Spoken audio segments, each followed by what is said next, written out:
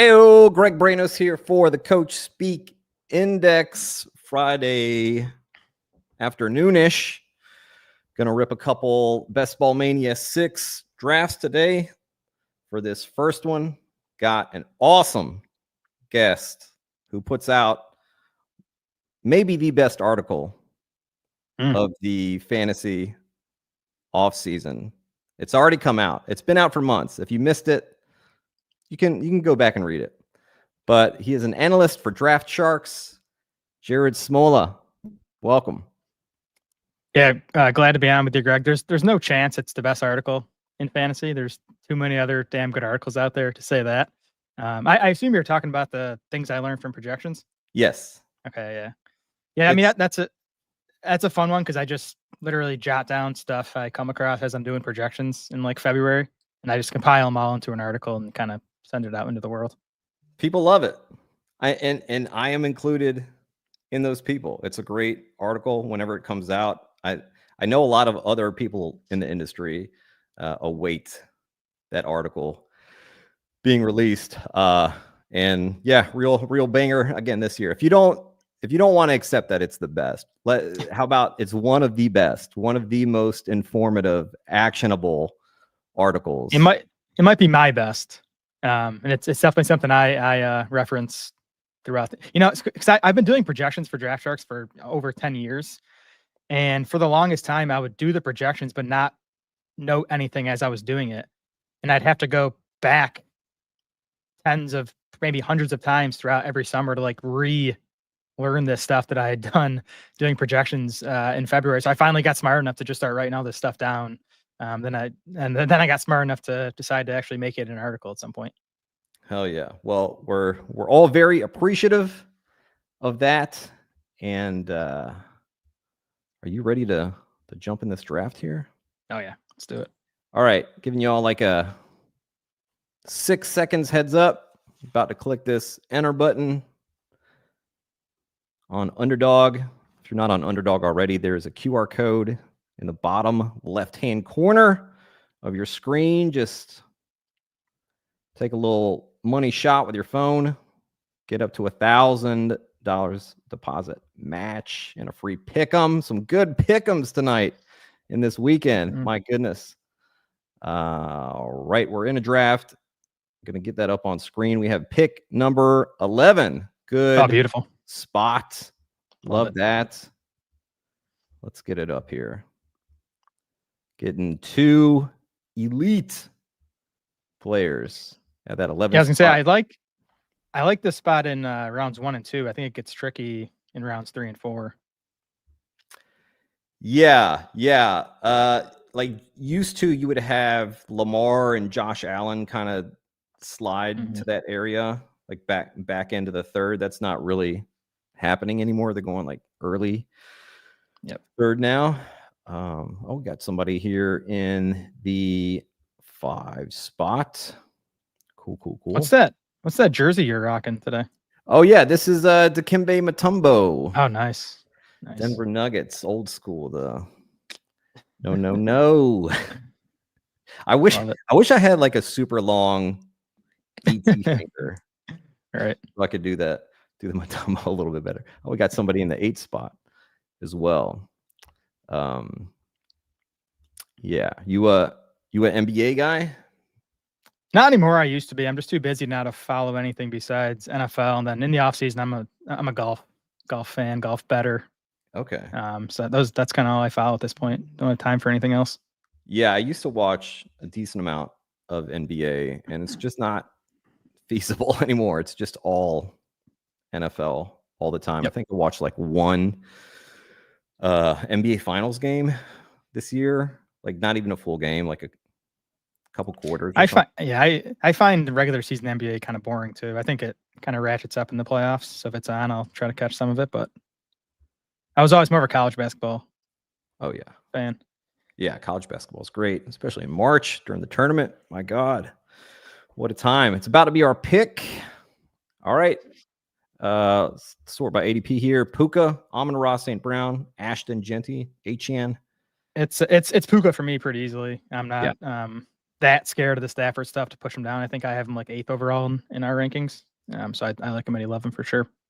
Beautiful. Yeah, I have him, I think, 7th overall, but I'll kind of go back on. Oh, we're back on the clock here. Amon-Ra St. Brown, Ashton Genty, Derrick Henry, AJ Brown, Brock Bowers. This would be Genty for me. Beautiful. You're not scared by the 3 carries for -1 yard, Jared? No. Yeah, I think he's gonna get so much work in Vegas. And I think he's going to be pretty involved in that pass game as well. I think his ceiling goes to RB1. Like why can't he do what Bijan's going to do, like workload wise? I know the Falcons offense is a little better. Maybe Genty's better than Bijan though, and that kind of offsets that. So I think we could be sitting here a year from now and we're taking Genty at the 102 or the 103. Absolutely. I mean, 300 touches is well within his range of outcomes this year. I feel like it's just dependent on how good is that offense going to be? How good will that offensive line be? Like if the offensive line can be just like pretty decent, then I think you'll have a big year. Just like we just need average play from that offensive line there. And I'm excited about Chip Kelly there too. I know it's been a while since we saw him in the NFL, but he did well in college. And in the NFL, man, I'm sure people know about it, but the pace and the play volume, like his teams were consistently first in pace by like a wide margin. And we'll see what he does now. That was like 10 years ago or whatever, but I do think you're gonna probably just get more plays from Vegas than we got last year. And then I do think the running game is going to be probably more efficient than the O-line might make you think, because I just think Chip Kelly's a good schemer. Yeah, and I mean they have stick movers on that team, and Jacoby Myers, just like super reliable hands. Yep. Brock Bowers, obviously they have a real quarterback now in Geno Smith. That I think it's an offense that like could surprise us. And if there's no like real wide receiver 2 involvement, right? It's Jacoby Myers, Brock Bowers, Ashton Genty. Like that wouldn't be shocking at all if it's just like these 3 guys are the offense, and that's kind of it. Yeah, I'm with you that the offense could surprise. It's scary that if you look at like the implied totals, I think Vegas is like the 4th or 5th lowest team in implied totals. But I don't want to bet against the smart people making those lines, but I would take the over on them scoring more points than they're currently implied for. Yeah. Who are the other bottom ones? Obviously the Browns. It's like the Browns and Saints are the 2 lowest. Then I think it's like Giants. Then it might be like Vegas and the Jets. And I could pull it up. I have it. It's up on Draft Sharks if anyone. I'm sure. I know there's lots of places to find it, but yeah, they're like the Raiders are like 5th lowest. But well, you know what Geno Smith said. He didn't go to Vegas to roll the dice. He went to run the table. That's right. I love him. And Geno's I would put him in the top half of the league as a starter. Yeah. Probably not top 10, but somewhere between like 10 and 16. I think he's that good. Definitely like right at that top half of QBs over the past couple of years. He's had the best deep throw percentage rate. We're on the clock here. JSN, Kyron Williams, Mike Evans, McLaurin, Jaden Daniels. I like Evans here. Yeah, beautiful. Got some good coach speak on Mike Evans. All the guy does is score touchdowns. That's important, especially in half PPR. And then Tampa's week 15, 16, 17 schedule. Back on the clock here. Kyron Williams, McLaurin, Jaden Daniels, Rashee Rice, Tataroa McMillan. Do you want to take Jaden Daniels? Get that elite quarterback? Yes. Do it. Of course. Let's do it. Of course. Beautiful. Yeah, I think my wide receiver there would have been Tat McMillan. But I think taking the elite quarterback over that tier of wideouts is the way to go. I've got 15% Tataroa McMillan, and I will continue to click on him. I think he's a great pick. I think that offense I mean, definitely that pass game is going to run through him. We know Canales wants to run the ball and whatnot, but the other day was actually, I think it was his interview with Kay Adams.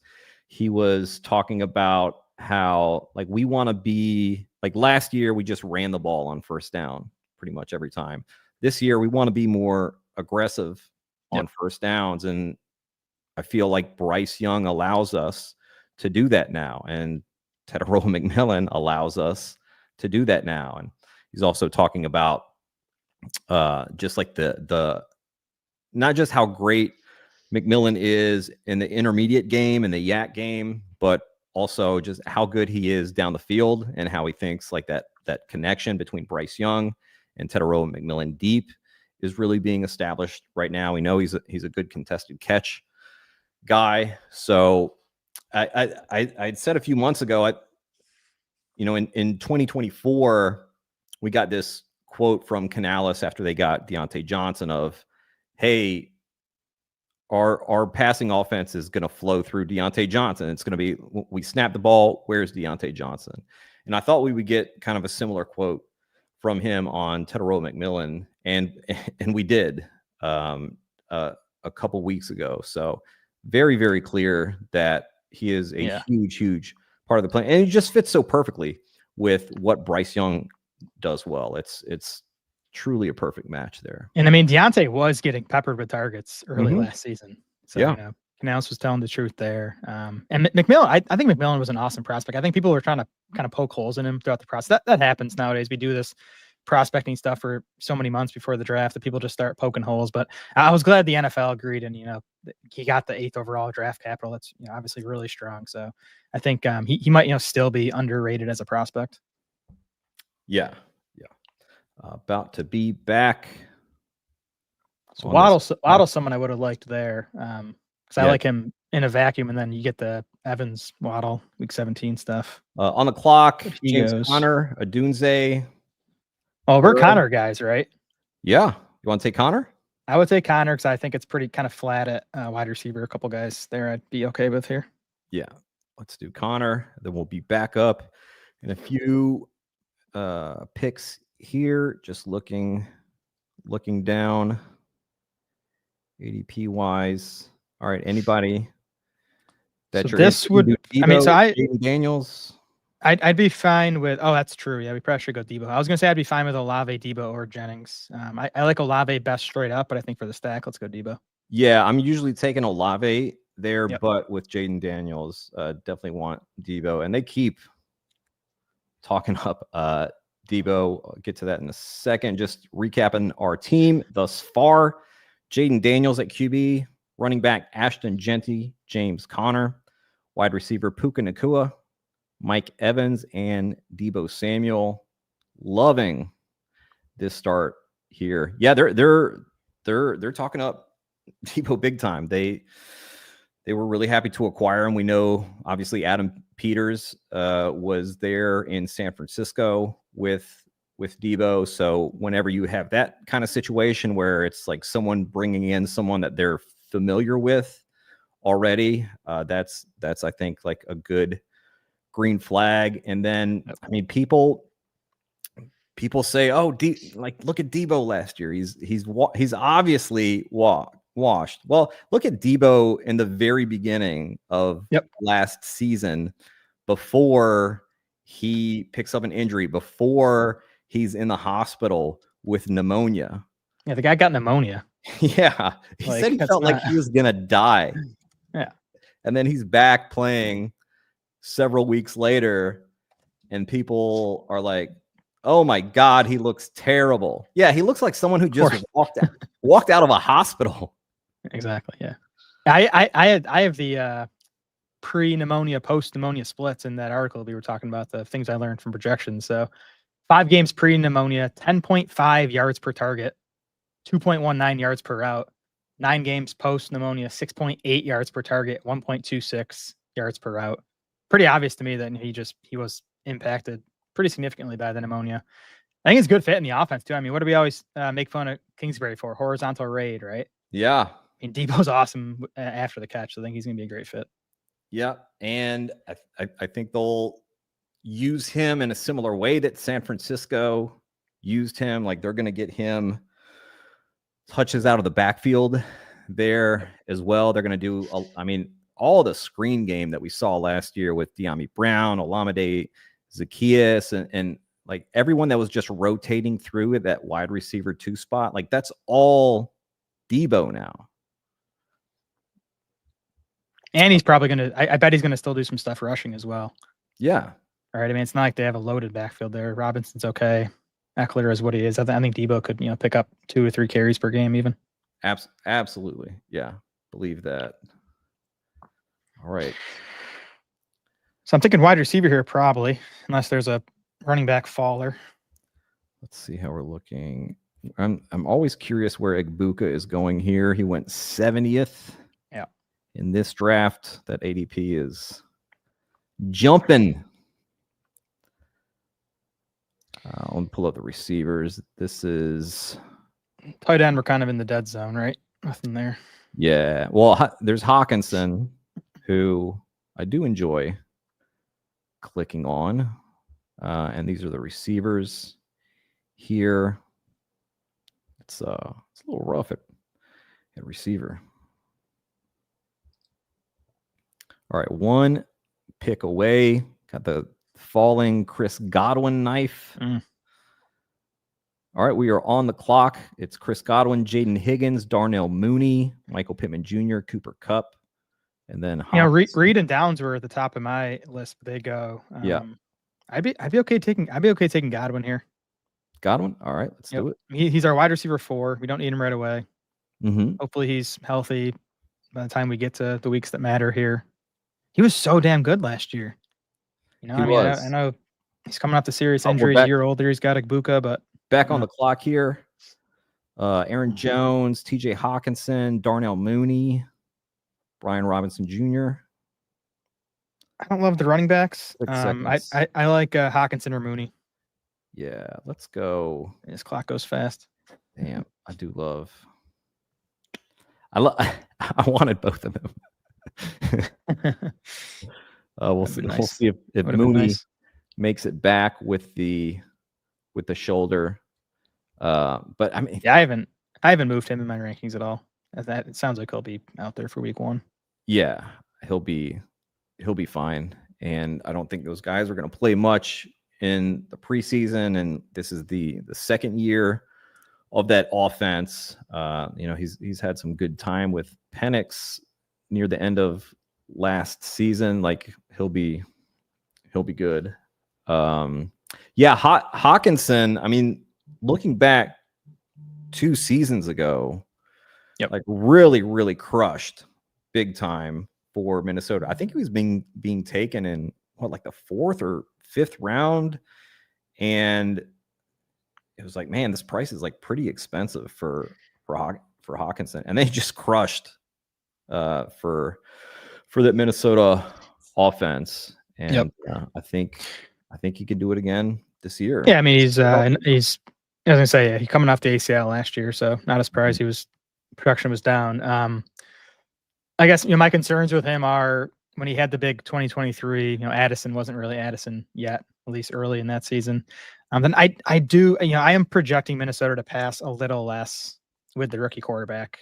I could be wrong about that. I do think O'Connell wants to throw it, but just and you look at the moves they've made this offseason. I do think the passing volume is going to come down a little bit.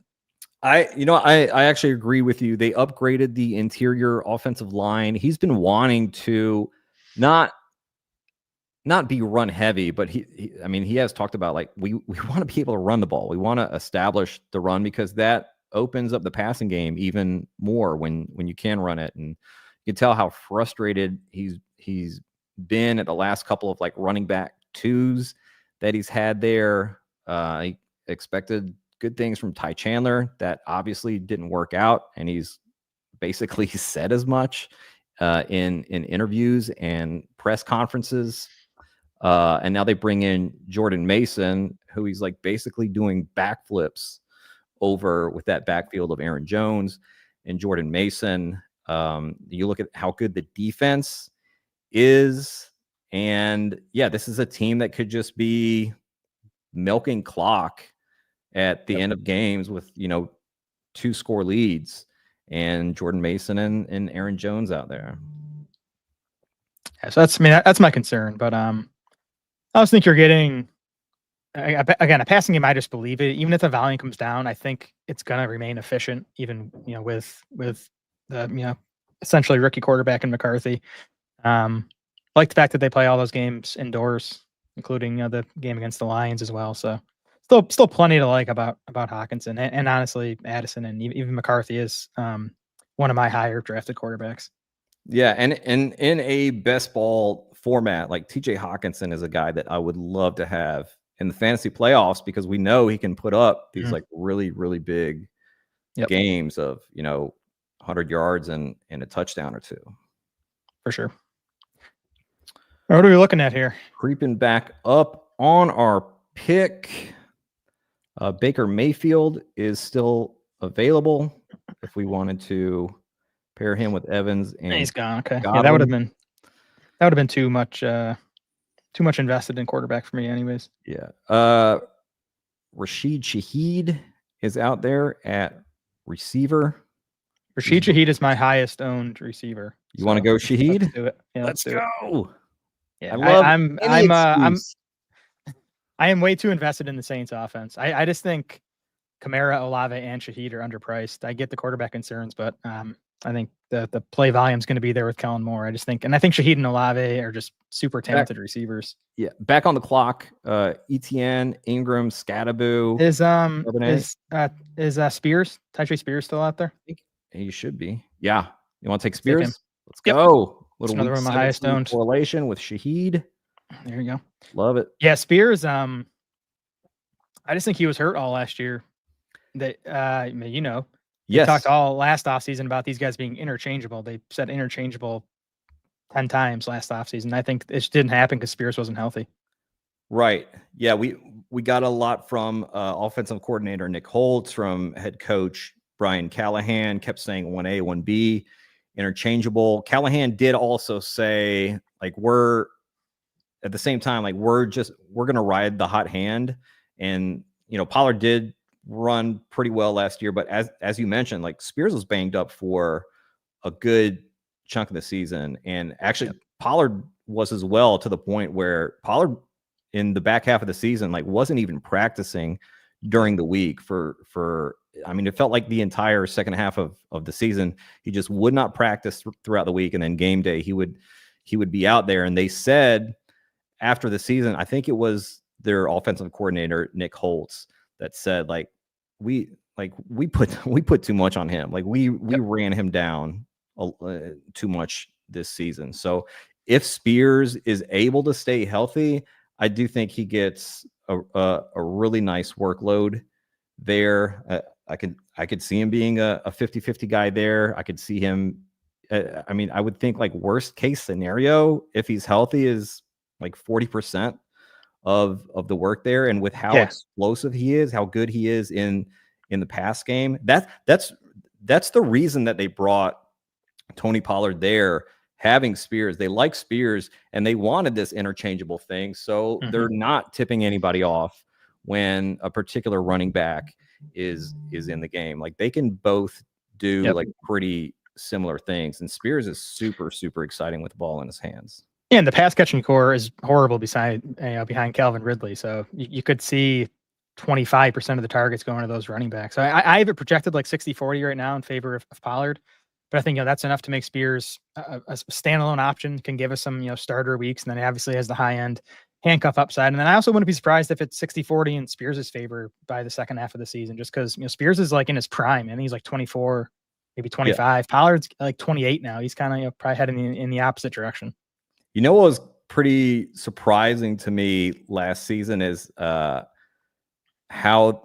they had no problem using Tyjae Spears at the goal line. Like, I kind of thought, okay, like, maybe they do 50-50 or whatever, but Pollard is probably going to be the goal line back for them. And he did get a lot of goal line work, but Spears got like a surprising amount once they got down close to the goal line. About to be back on the clock for pick 131. And this is what it's looking like. If you have any So I mean, McCarthy should be an option for us with Hawkinson. Mm-hmm. Does he not have the same buy as Daniels? Because they'll definitely He does be not a have two the same quarterback team. So that would work. I like Tank Bigsby a lot. I don't know if I love taking a 4th running back here. He just goes. Okay. Yeah, let's take McCarthy. Okay. And then do you want to just like not call it out, but kind of take these few extra seconds here to look at what else we got going on here? All right. We're going to take McCarthy. And any position that you want me to highlight here for you? Yeah, I have been drafting a lot of Brown. I hate this ankle thing. You had the yeah, I don't like Brown at all. Yeah, at least he did. At least he's not going to need surgery, I think was what he said, right? So yeah. I like Cedric Tillman. Okay. I think Tootin could work on this team too, since we have kind of at least 2 locked in guys to open the season. Yeah, I don't mind pumping up these Tootin. Yeah, I mean, I've been trying to get a Jags running back in every draft I do. Just how awesome that running game was last year in Tampa Bay under Cohen. I think ETN not so much, but Tank Bigsby and Tootin. I've been trying to get one of those 2 guys. Yeah, it is. God, that entire backfield is just fascinating to me because they draft 2 drafting 1 running back, like, okay, sure. But drafting 2 guys is not a great sign for the ones that you already have on the roster. And then we get the reports of, hey, maybe like this regime is not very high on Travis Etienne. And then when they're talking about him, it's a lot of like, we can get him jet sweeps. We can get him involved in the passing game.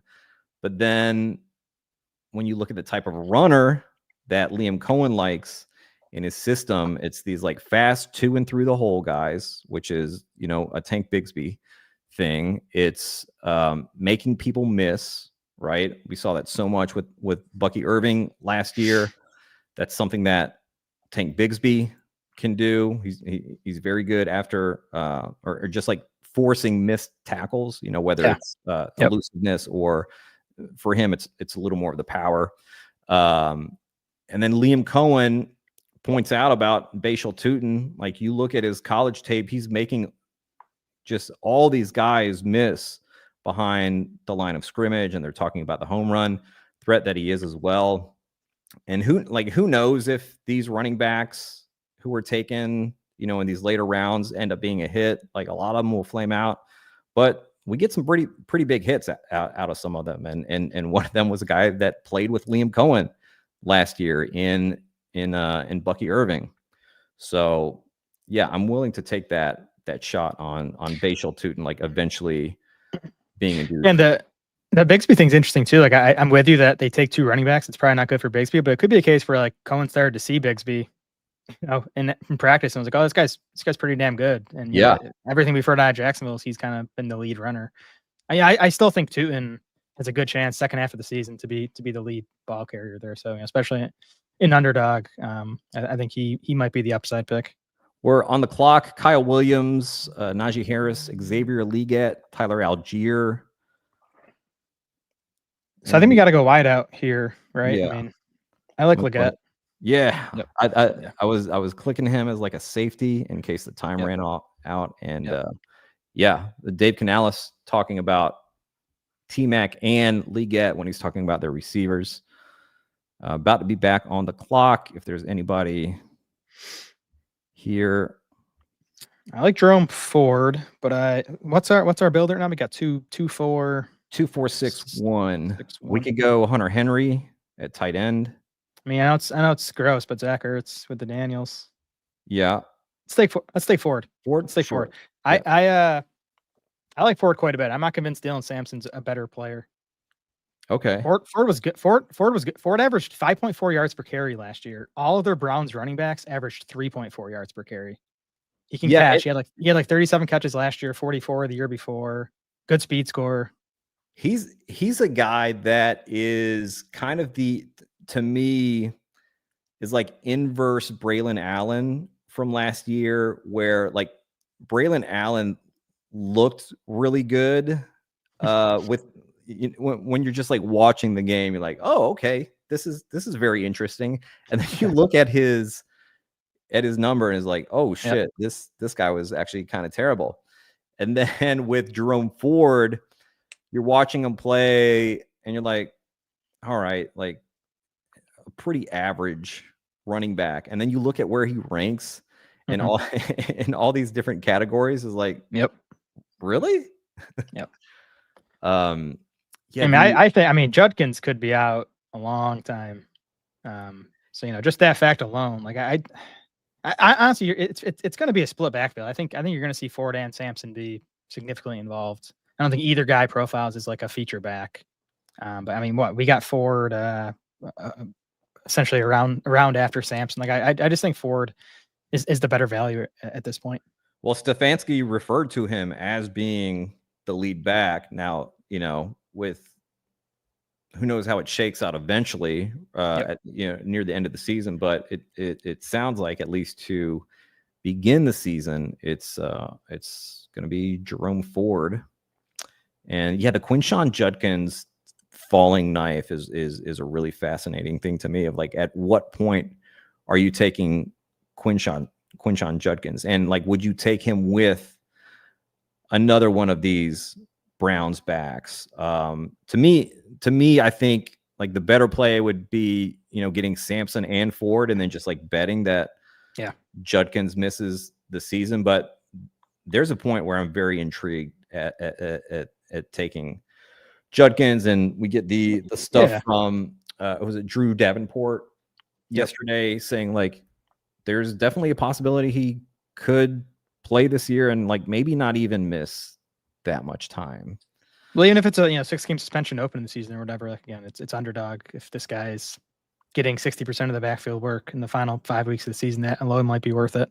All right, let's we do need some tight ends. What are we looking at there? Tight ends: Jonnu Smith, Mason Taylor. I'm a Chig guy. I like Chig. I'm a big Chig guy this year. Okay. It's like we could potentially wait on him. Merritt goes off at 176.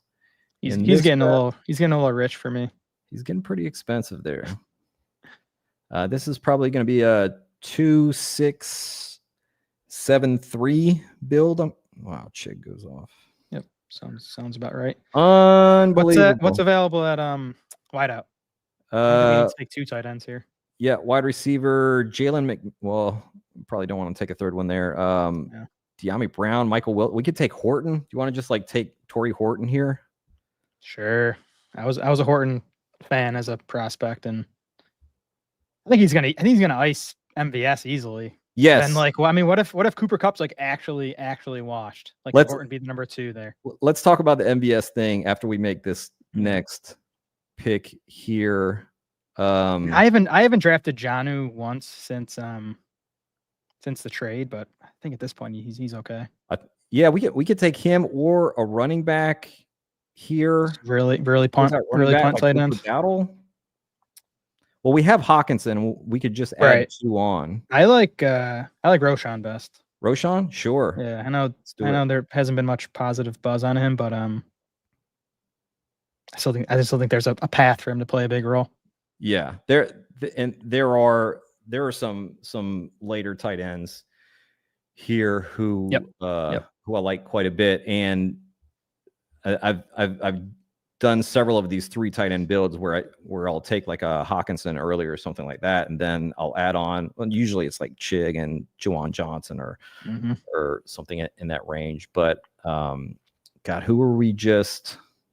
Roschon. We just talked. No, we were. Oh, Horton. Oh, Cooper Kupp being washed. Yes. Yeah. Let me pull up this quote here from the Coach Speak Index. He was his college production was really strong. He's had the knee injury. He only played like 5 or 6 games last year, so he just flew under the radar. So Mike McDonald a few days ago on the 5th, August 5th, said Marquez Valdez-Scantling is doing a good job. He has the ability to separate the defense, getting into that third level to open up some of those intermediate routes. So he's like saying sacrificial X, basically. Yeah, that's what he's been his whole career. Yeah. And then he said, he knows he's in a depth chart battle. I think he respects Torrey Horton and what Torrey is doing. This is like unprompted on Torrey Horton here. He's a competitor at heart. He's had a great career, but there's also a lot of great competition too. And then, like you said, Cooper Kupp probably washed. Like the Rams, like Sean McVay, Les Snead, love this guy like a son. And this is a very good like analytics team that they have. They're so good at tracking all the stuff on like the health and the productivity of their players. And to let this guy go, who you're just absolutely in love with, I think is a really, really big red flag. For sure. And I mean, a day 3 rookie already getting first team reps. I don't even care if it's out of MVS. It's significant that he's already getting reps. He looked good last night, obviously. Plus, like they need that. They need that deep threat, right? I mean, Cooper Kupp's not doing that. JSN, that's not what he's best at. So I think even if Horton is the number 3, like he gives that passing game something different. Yeah, and if he's able to claim the wide receiver 2 spot by end of the season, with Seattle running over 50%, 12 and 21 personnel, only having 2 receivers on the field, like that's so big to condense that offense there. So I will float one of these tight ends here. I'm a big Harold Fannin guy in a 3 tight end build. Okay. I mean, I are we going tight end here? Tight end. I think we should. Yeah. Okay. I mean, yeah, I'm fine locking up Fannin. And then there's another one. Yep. I do like Juwan Johnson quite a bit. He got a nice contract this offseason. Like he's going to be part of their offense. Yeah. Get him this late, I think. Yeah. Somebody sniped us a little bit here. All right. And anybody else here at tight end? It's Theo Johnson for me. Came in as a rookie last year and immediately played, I think, like 89% of snaps. Yep. Week 1, just a big hoss of a tight end, really good, super athletic. Yeah, big time. Another behind Neighbors. I mean, behind Neighbors, like why can't he be the number 2 option in the passing game? I think it's within the range of outcomes. Yeah, he's apparently been doing really well in camp and been targeted quite a bit there. So yeah. Do you think Fannin and Njoku can be things this year? Do you think are you kind of out on Njoku? No, I'm not out on them. I think the Browns are going to want to run 12 personnel. Like they've been talking about running 12 personnel. And if they are this team that's, gonna, what's the over under is like 4.5 games. It's like everybody thinks they're going to be terrible. Right. So it's kind of there's 2 sides to this coin of, okay, well, they're going to be terrible. Is it because like the defense, is it because the offense is like really, really struggling? But if you're behind so much in games, like you're going to have to be passing to get back into the game. Harold Fannin led the NCAA in receiving yards last year. We know he's a good receiver. He's like a pretty decent blocker as well. Njoku has not stayed on the field at like a super consistent rate. Like he's a guy that misses his fair share of games. And besides Jerry Jeudy and Cedric Tillman, I'm not really trusting like Deontay Johnson to keep his head on this entire year for a Browns team that might be really bad, right?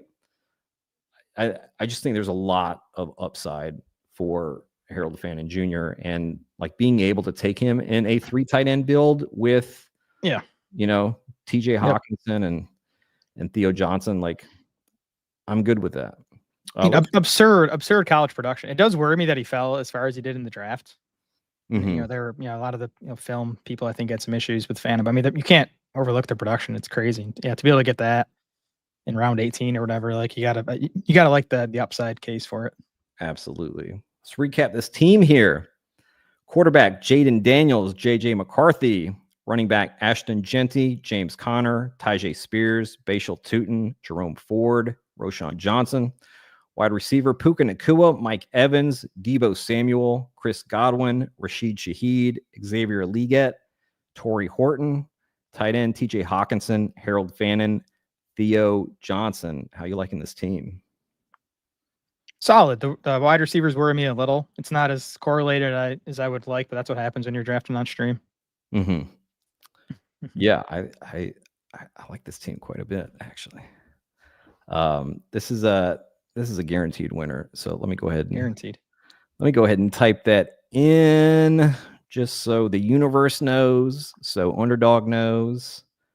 So when I'm roster baiting in the future, I'll know as well. Here we go. Did I pronounce your last name correctly? Is it pronounced Smola? Yeah, nailed it. All right, nailed it. Guaranteed winner. Boom. Easy peasy. Before I let you go, Jared, what are your 4 favorite films? Oh, you can't. I'm not a movie guy. I don't watch movies. You never watched the movie. Let's see. I like Inception. Okay. Shutter Island. Okay. And then I would just go with stupid stuff like Billy Madison and Happy Gilmore. All right. Yeah. The classics from my childhood. I thought you were going to give me all Leonardo DiCaprio. Yeah. I do like Leo. For a second. For someone who doesn't watch movies, I do like Leo. He's great.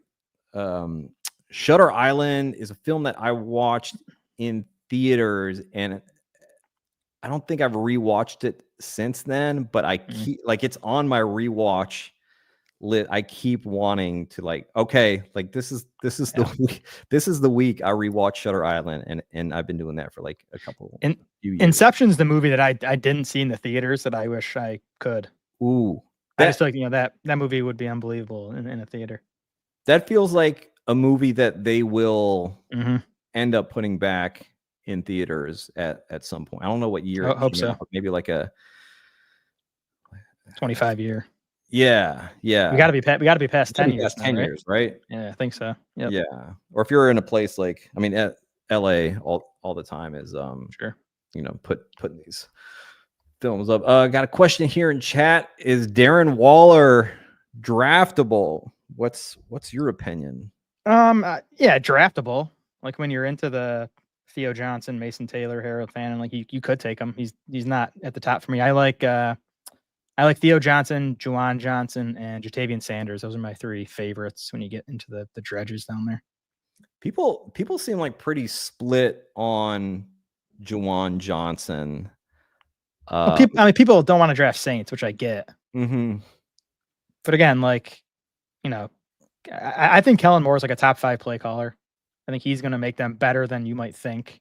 And I think it's going to be a concentrated offense. You have Kamara, you have the 2 wideouts, then you have Juwan Johnson.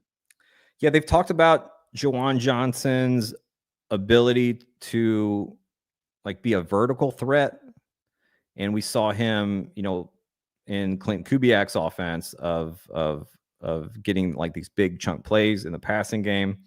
And then Kellen Moore comes in and he says, you guys have seen what I've done with tight ends where I've been, and saying that Juwan Johnson is going to be a weapon for us. So really love getting him in the 17th round as part of 3 tight end builds. It's pretty it's just cool. Nice. It's nice at that range of drafts to have someone that is going to be on the field. Yes. There's value in that fact alone. For sure. All right, we got another draft here in 13 minutes with Theo Greminger. Nice. Stick around for that, or we'll see you for that. Jared, please let us know what you got going on, where we can find you. Yeah, my stuff's on draftsharks.com. Got tons of content. The thing I am focused on is our projections, which fuel the rankings. And we have our draft war room, which I use for every draft I do other than when I'm streaming like this. the draft forum is going to give you customized rankings for whatever format you're in. Then it's it's a dynamic cheat sheet, so it's going to adjust throughout your draft based on your team needs, based on ADP, what's still available in the player pool. So super powerful drafting tool that I use for every draft. That's awesome. I visit Draft Sharks website many times every week definitely during draft season, but it's always like a player name, injury history. And then that's very top result is Draft Sharks. That is a labor of love. And we do all that stuff manually. That whole really injury history database. Oh yeah.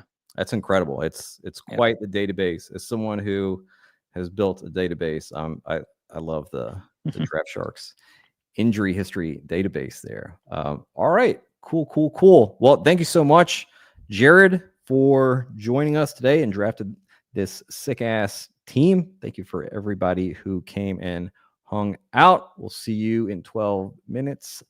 Peace.